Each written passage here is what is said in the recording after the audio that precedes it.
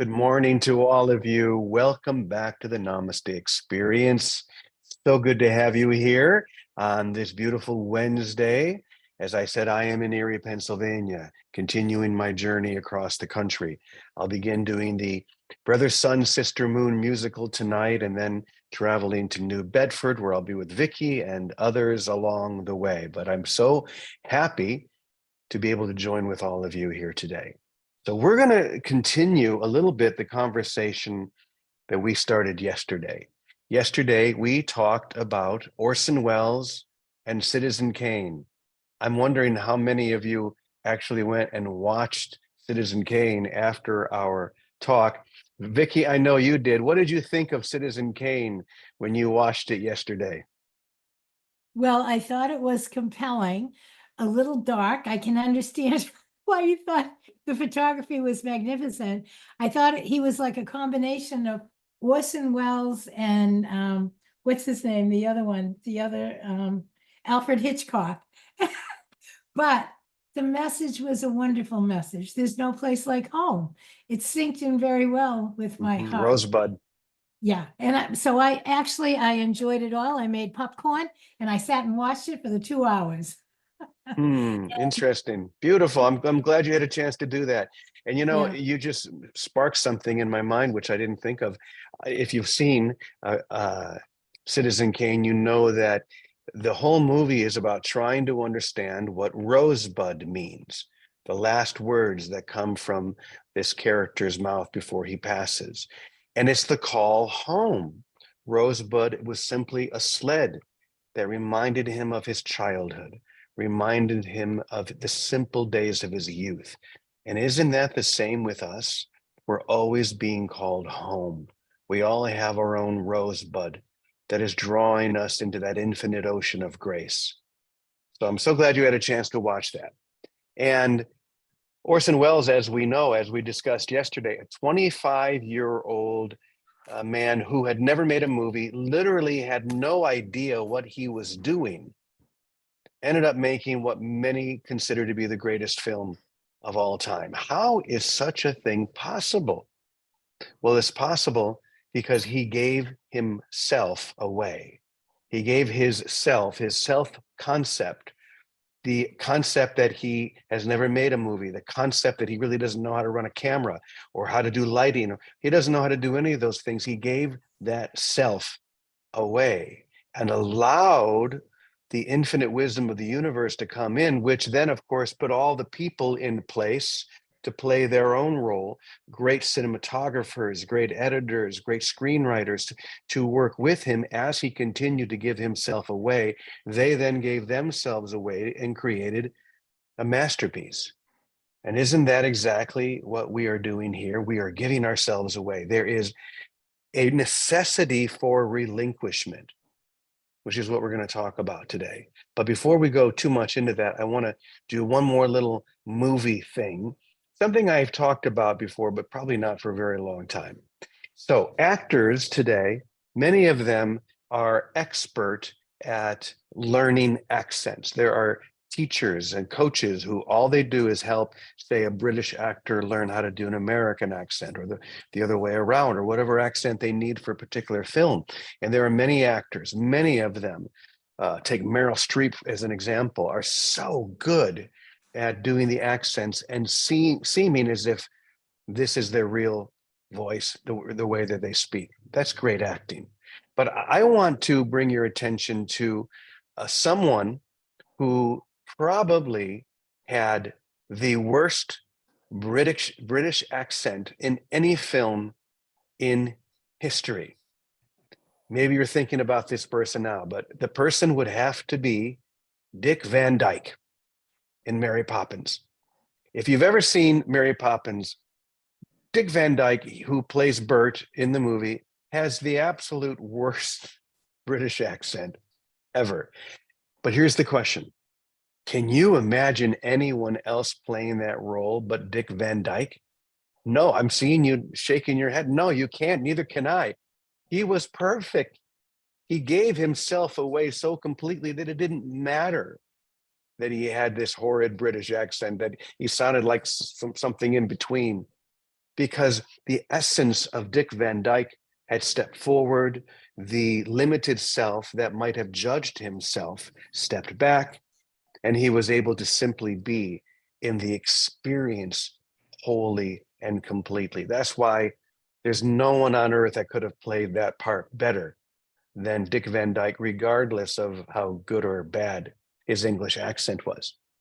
And so this is a great reminder for us that as we give ourselves away, as we fully relinquish all ideas of self with a small s, then we are called into the self with a capital S that is known by God. If you remember a couple of days ago, we shared the lesson. You cannot not know what is within, what is known by God, what is in the mind of God, because you are in the mind of God. You know, there's a line in the St. Francis musical that I'll be doing today. The one line that I think means more than any other is the line that goes like this.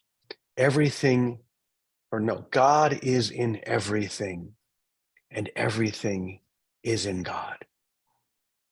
God is in everything, and everything is in God. Do you see how those two things intertwine and become one? If God is in everything, which is what we proclaim, then everything, no matter what, is in God. And it is in this relinquishment of all other ideas, all other concepts that claim, no, there are people, there are situations that are separate from that. I was looking at the terrible the terrible mess that's happening in North Carolina. Maybe you have dear friends in Asheville. I do. And so we're concerned about maybe what's going on with them, or maybe the terrible tragedies that are happening in the Middle East or other places in the world. And yet we have to be uncompromising with that one statement. God is in everything, and everything is in God. It's so simple. And yet the self, the small self, is completely unable to do this because it needs to maintain control over what it believes itself to be. But as we release more and more, then just as, say, Orson Welles did in making this masterpiece, everything he needs, everything that we need comes to us effortlessly and automatically. And this is what Jesus meant when he said, just look at the lilies of the field. They don't have to do anything but shine their glory. Even Solomon was not arrayed like one of these, or the birds of the air. He spoke over and over about just surrender. Just give yourself away. So speaking of relinquishment, I want to share something that from someone that we've talked about a little bit here lately. And this was the person who I consider to be my awakener, the master teacher that was in the community in Wisconsin that I lived with, that Vicki lived with, and many others. People who are at Namaste Village. I'll be seeing a few of them in just a couple of days. And there's a book that I just found recently called Illumination, which is basically taken from the talks that Dear One, which is what we called him, did during our morning sessions. Now, these talks, you have to understand, are not perceptually lined up the way that we would, our mind, our limited self would like them to be. You have to hear them in a certain way. You have to hear him speak them. Well, we can't do that, but I thought we would do the second best, which is to have me speak them. They're hard to read, but if you hear them with the right inflection, it's like the tumblers fall into place. So in this situation, in this excerpt, Dear One was talking about the relinquishment of the self, the small self, that is required for us to enter into whole-mindedness. So here it is. Will you be attacked if you teach relinquishment? Why would you be? Relinquishment is love. Relinquishment is giving, which is as close as you can get to creating here. Relinquishment, giving yourself away, is as close as you can come to creating here. or the total giving of yourself. There is no partial giving of yourself. It's either total or it's nothing.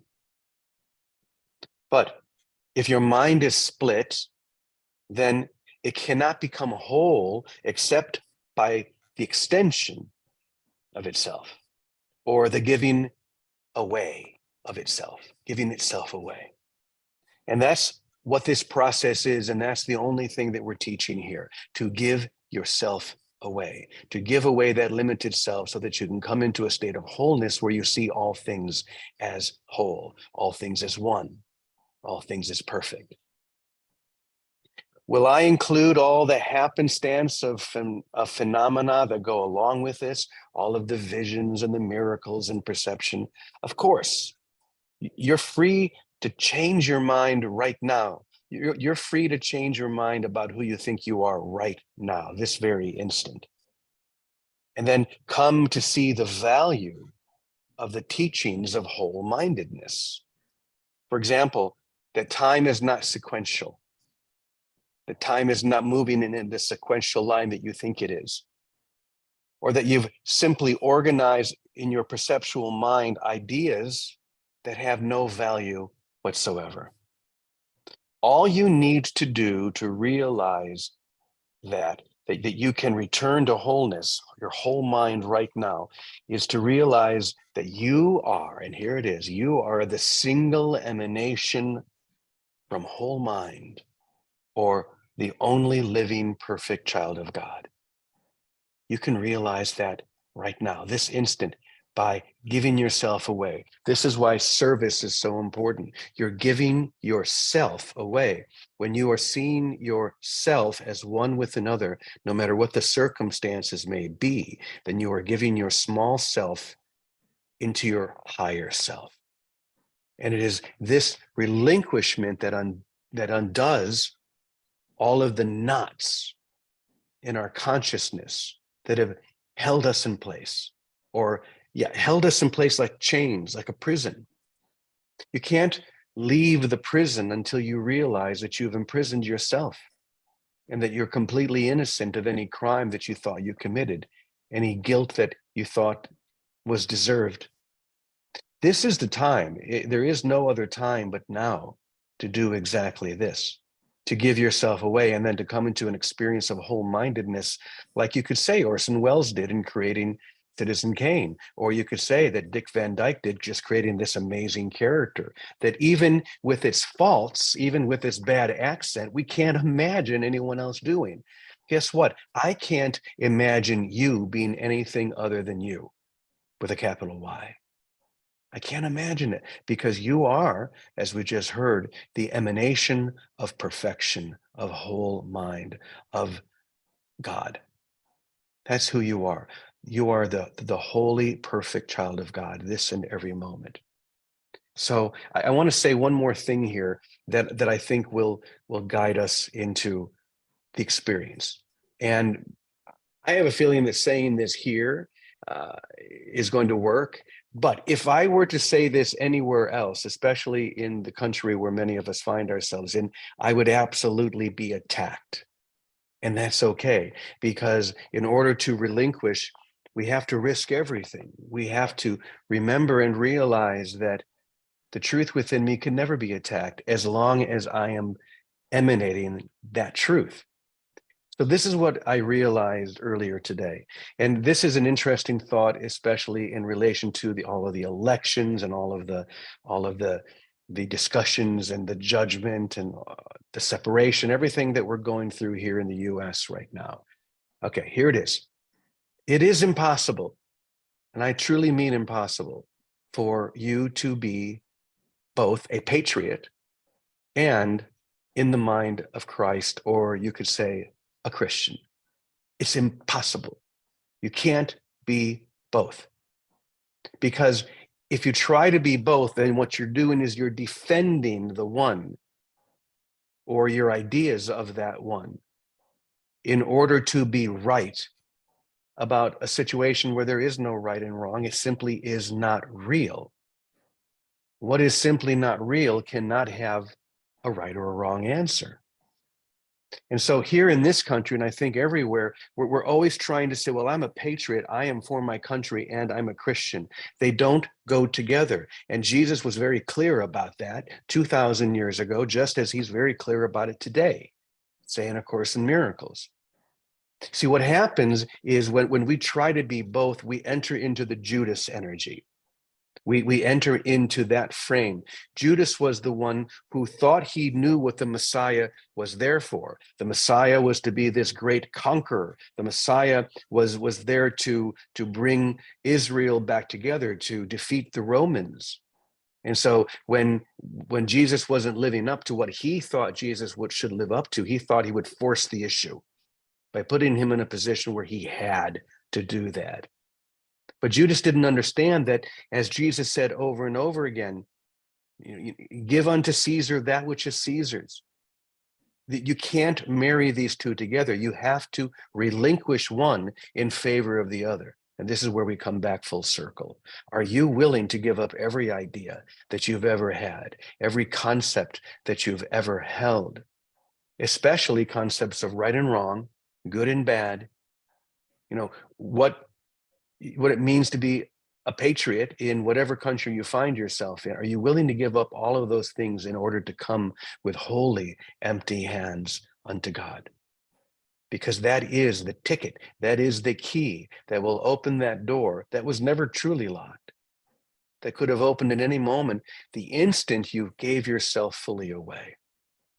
So if we want to come into that state of total, utter brilliance that people like Orson Welles or Dick Van Dyke or others come into, this is what is required of us: the total relinquishment of every idea, trying to hold two things in place when in reality we can only hold one. The choice is, which one do you choose? So with that, Vicki, I will turn it over to you. Well, thank you, Brother James. That's a great setup. So the first thing, of course, and I'll start with where you landed, just where you left off, because the idea of this or that is what the idea of separation is. It's really that simple. It's not the idea of I'm the living Christ, part of the all, part of the whole. I'm so grateful. And all of it's welcome. That's a big thing. All of it, just as it is welcome. There's nothing I'll turn away from. No more than I would turn away from my child who is crying from a nightmare and say, oh, don't tell me that part of the nightmare. Tell me everything. Let it go, let it go, let it go. We are called to take one stand, and be a patriot for God, patriot for Christ, be a patriot for the light, for the oneness that we share. Now, here's the rub. Because when we're here in bodies, we want to go about and do something about it. We want to make a stand. We want to contribute. And just like Judas, that was a great example. Just like Judas, we think we'll take the proper stand. We'll stand with what looks like the right answer, the humane answer, the whatever it is, in any situation. All of those stands are a crucifixion. All of them are an attack, and the attack is on ourselves. All of them. There's no good or bad. None of them are so. We don't like to hear that.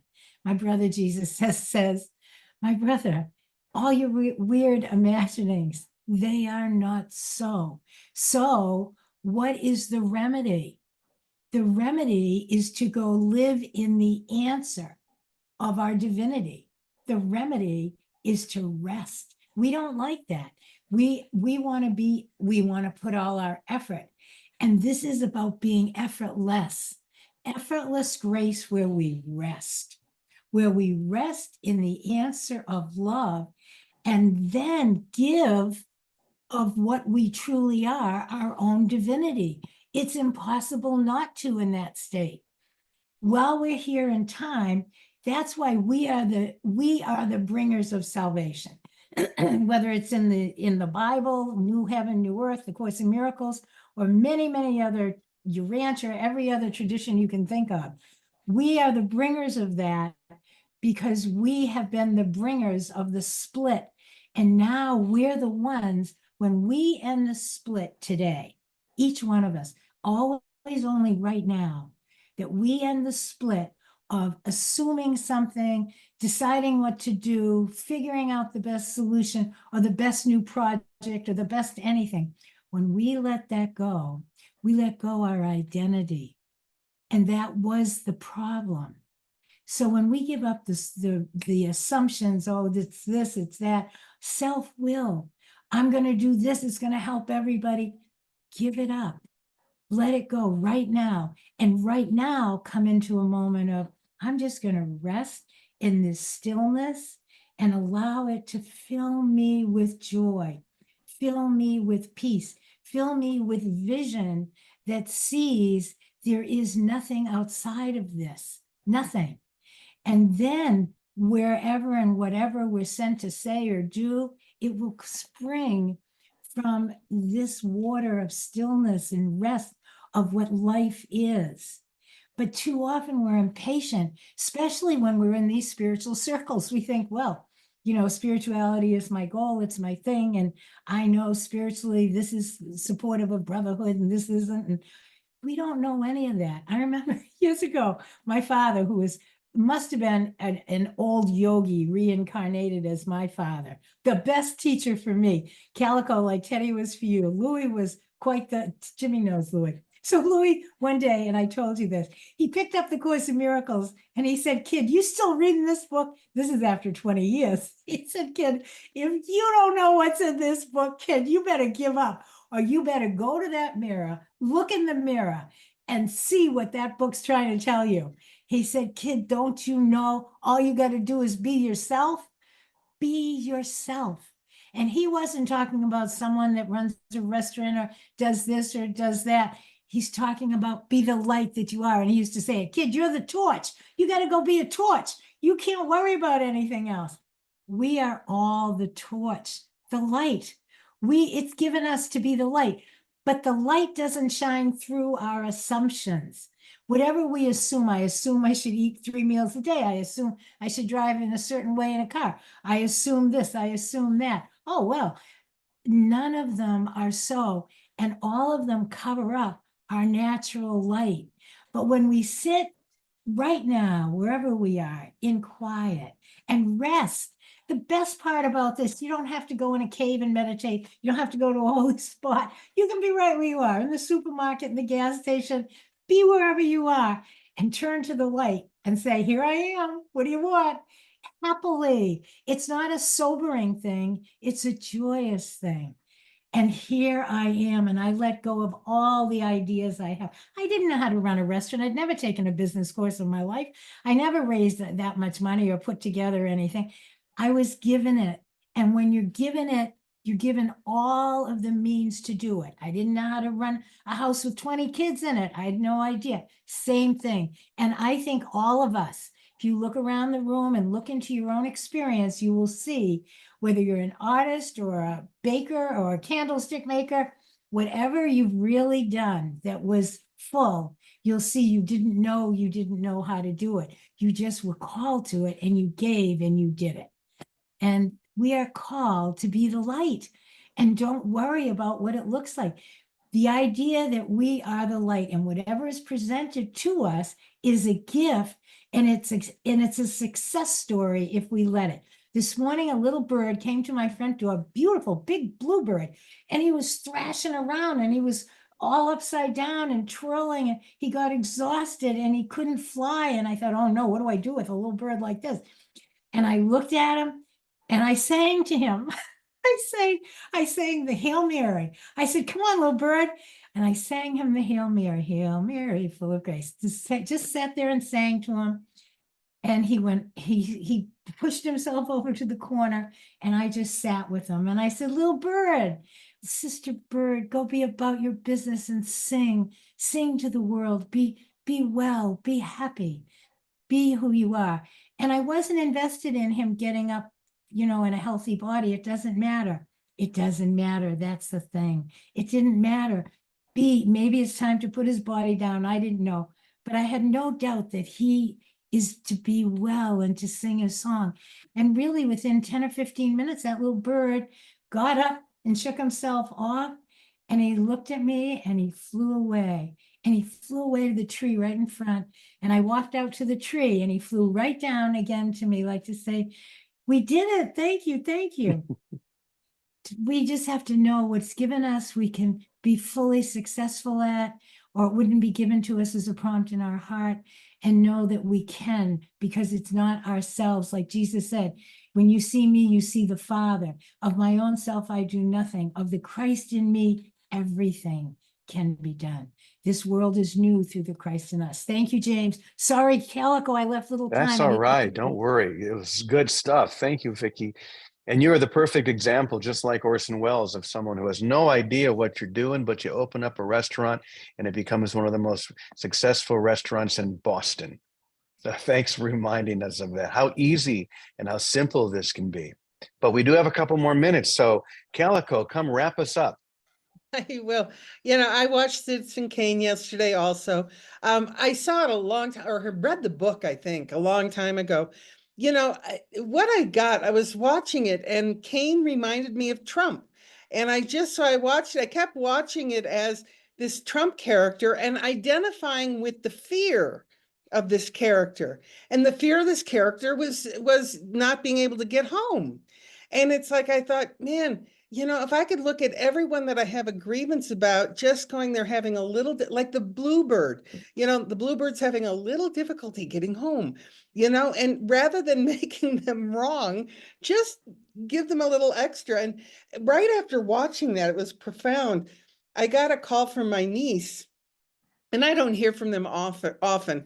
It's usually when there's some drama in their lives. And they know I pray. They don't have a clue what I'm doing. I think they're Catholic, so I think they think I'm kind of like a Carmelite of some kind. So anyway, but I'm not religious, and I'm not even spiritual anymore. I've stopped saying I'm spiritual. It's like, what does that mean? It means nothing. I am into loving everyone in my mind. That's what my whole game plan is. So they called me, and one of my nephews was murdered. And it was just kind of like, whoa, wow, okay. And it was like, all that was there for me was, I remember his laughter. I remember his uncanny sense of humor. I remember how everyone loved him. And that's what I gave to my niece when I was talking to her, is just, let's remember Stephen as the beautiful soul he was. And he had his own song to sing.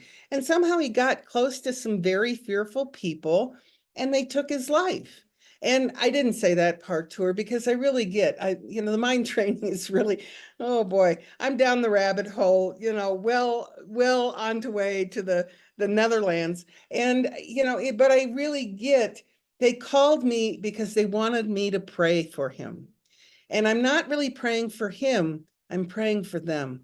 And it's like, because I know I just want them to find the gratitude in having the amount of time that we've had with Stephen. And maybe he's no longer in form, but he hasn't left us. So with that, thank you very much. Talk to you soon. Thank you, Calico. So let's all go out now and remember that Rosebud has never really left us. That sled can take us all the way down that hill, straight into heaven's gate. And to that we say, Amen, Amen. Amen, Amen, e punto. Much love to you all. Have an amazing day, and we'll see you again tomorrow.